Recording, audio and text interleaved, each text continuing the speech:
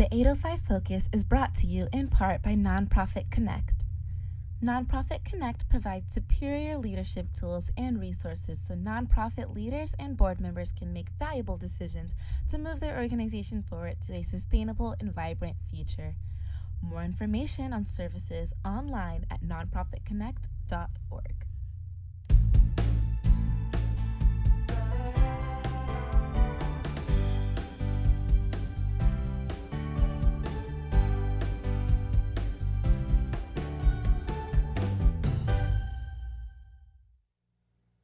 Welcome to 805 Focus.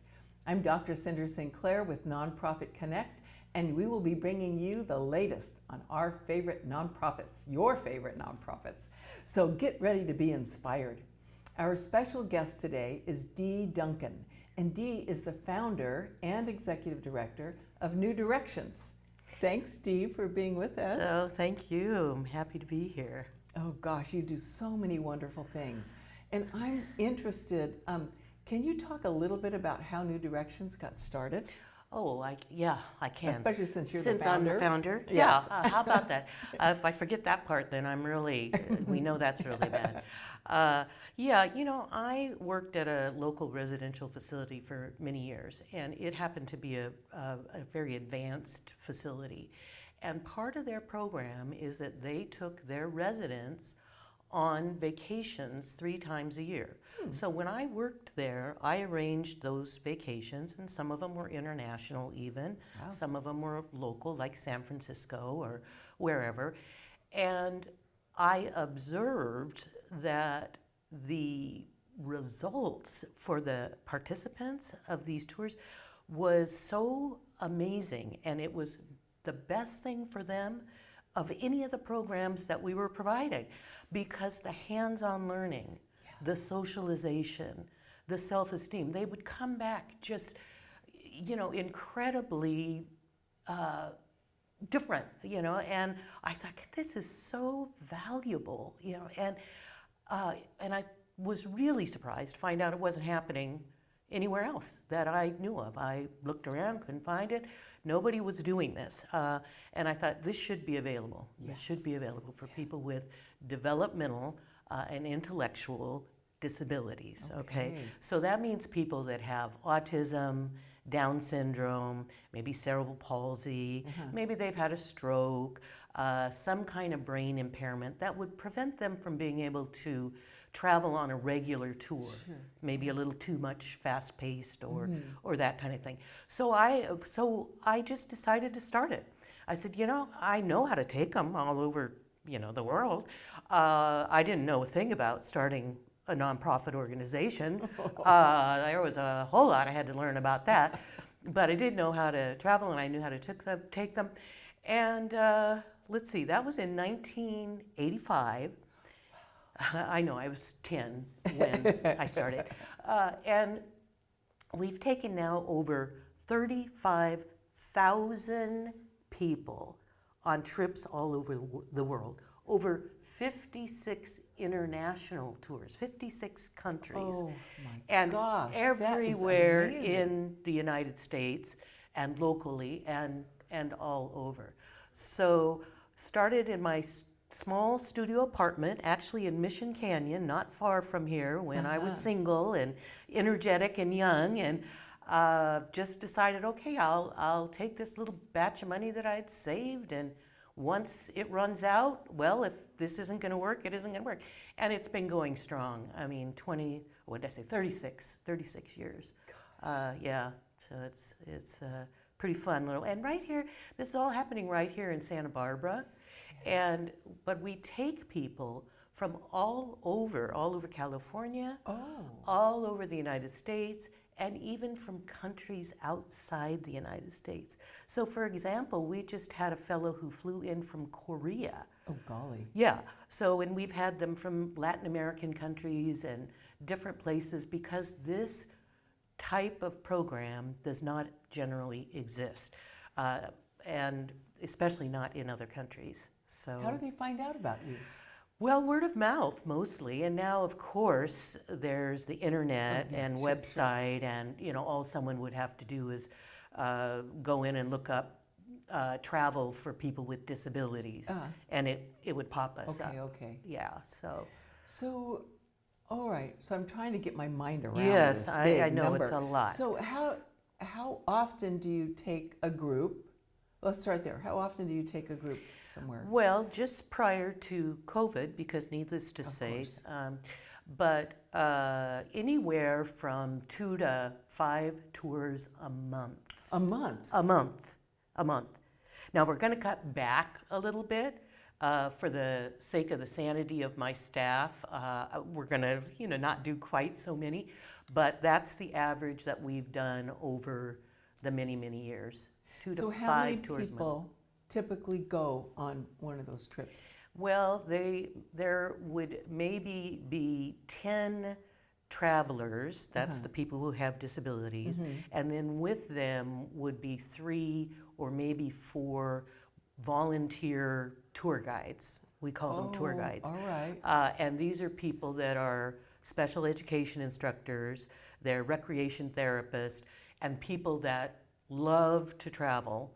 And so they assist in any way necessary for their care. Now, because some of the people that we have, well, they use wheelchairs, they use canes, they may have blindness, they have, as I said, cerebral palsy, they may be in big electric wheelchairs. We've even taken people that have medical needs, like they may need dialysis, and we arrange for that wherever we're going.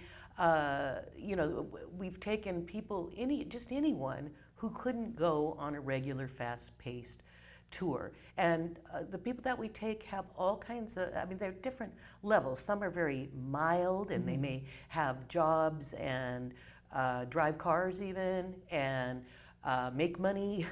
And then we have some that are more, have more disabilities. They may be even profound. We take people with autism, but they still can enjoy travel, and they can learn a lot from travel, no matter what level and no matter who they are or what age. So all sizes, shapes, everything. Wow. So after all these years, I can imagine you're still so encouraged by the result in the lives of the people. Unbelievable. Unbelievable. I can't believe I could still be excited this long, And but what we're doing really, really makes a difference in the lives of the participants, but not just the participants. See, what's really exciting to me is what happens with the general population wherever we go. Let me give you an example. We took a trip a few years ago to Fiji, one of the islands of Fiji. And our group, that was about 20 of us, and they did everything that there was to do in Fiji. Jet skiing, parasailing, horseback riding on the beach. Wow. We do all the activities that this population, you don't expect them to do. That they haven't had the opportunities maybe to do. Because part of what we're doing, a big part of what we're doing, is trying to shake up the image that the general population has about people with intellectual and developmental disabilities. They want the same things that anyone else wants. They have the same needs, wants, and desires as anyone else. And a lot of people, unless they've had personal experiences with people with disabilities, they don't realize that. And so when we were in Fiji, we didn't know that much about the culture of Fiji before we got there. But like I said, we did everything there was to do, and the hotel staff, of course, were so loving, generous, fabulous, as Fijians are. And they came in on their days off to work with our people. Sweet. Yeah, all that. And on the last day, the whole group was gathering to get in the bus in the parking lot, of the hotel. And all the staff came to see them off. So all the staff were here in the parking lot. And a lady, one of the staff came up to my staff and said, we've learned a lot since your people are here, since your people have been here. Right. And my staff said, what do you mean? And she said, well, in our culture, it's actually considered a curse if you have someone in your family that was born with a disability. And they said, so as a result, because we feel ashamed, we keep them inside. And it's true, we didn't see any people with disabilities out and about. She said, you know, the villagers have been talking, and we're going to let them outside the houses. Oh my gosh. Yeah. Talk about transformation of an entire community. Exactly. And that happens on every single tour, wherever it happens. Maybe not on that grand of a scale, Yeah, sure. but in one way or another, people's eyes are opened, really opened. And that's particularly why we try to take activities that we think they haven't done and we think the general population won't expect them to do, you know, like dog sledding in Alaska or riding camels in Jericho or dog sledding in Alaska, horseback riding on the beach, parasailing, anything that you just, you know, kind of rocks your world a little bit when you think about someone with a developmental disability doing those things. But they, of course, with proper support, can do what anyone else can do. And we provide them with the full level of support that they need to do these tours completely safely, and it's just amazing. So the point of that is that it's changing the way the world views people with disabilities. And that's what our ultimate goal is, even though the benefits to the travelers are, as I said, educational. You know, people with intellectual disabilities, they don't learn that well typically from textbooks or classrooms or any abstract, you know, kind of trying to learn how to change money from a textbook. It doesn't work well. They, you know, the research indicates that hands-on is absolutely essential for people with brain impairments.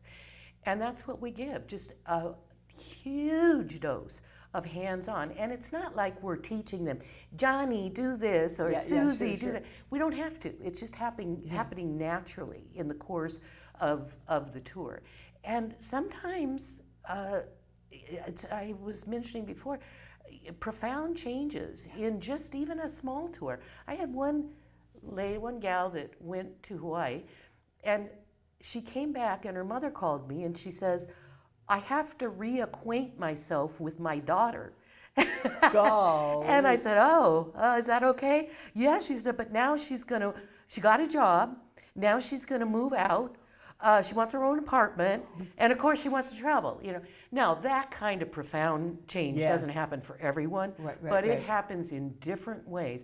I don't know if you remember your first big, maybe say international tour, and how eye-opening that is. Now travel opens your mind and opens your awareness in a way I think honestly nothing else can. Yes, I think you're right. And so for them, it may even be a small trip to Catalina Island, and their whole world is opened up because their lives, unfortunately, can be pretty limited. You know, a lot of the people that we take live in care homes, sometimes convalescent homes. They may live in supported apartments, which means they have staff, but that's their own apartment, or in large facilities. And they don't have that much opportunity, in particularly socially, to meet people outside the immediate people that they live and work with. So this whole thing socially, and when we did a major questionnaire, to see what is the main reason that people sign up on our tours, it's to make friends. To make friends, and it happens. It happens. So, can people go on more than one trip? Or do you have a big, giant waiting list? Well, right now we have a big, giant waiting list. But people can go on numerous tours, and we have quite a few people, honestly, that once I have to tell the parents and the care providers, once they discover this, just know that they're going to want to go on every tour that we offer. So you have to learn to say no to them, okay? But we have some that go regularly and have for 20 plus years, 3-4 times a year on a tour, yeah, because they're so beneficial. And a lot of the people that we take maybe don't have family involved in their lives anymore. Maybe they're older, all their family have passed away. So they really don't have an opportunity to get out. Some have not been away overnight from their residence for 15 or 20 years. You know, they've never, we take people on their first hotel, you know, and their first airplane ride, you know. Yeah. So when I talk about why this is so exciting, you can just imagine, and our tour guides, they're on fire with excitement. I've had some that have been with me for 20 years. They love this more than anything else in their life. And it's not about the opportunity to travel, because honestly, this is hard work. Yeah. It's a lot of hard work. But it's seeing what it's like for these folks to get out and do these things that they never dreamed they would be able to do. Gosh. Yeah. So I'll bet that you welcome financial donations. Oh, yes. Oh, yes. And so I'll bet, since you're a 501c3 nonprofit, a person could go on your website and hit the Donate Now button and make a tax-deductible donation. Absolutely, and thanks so much for mentioning that. We provide travel scholarships. Okay. So we subsidize greatly everyone who travels with us.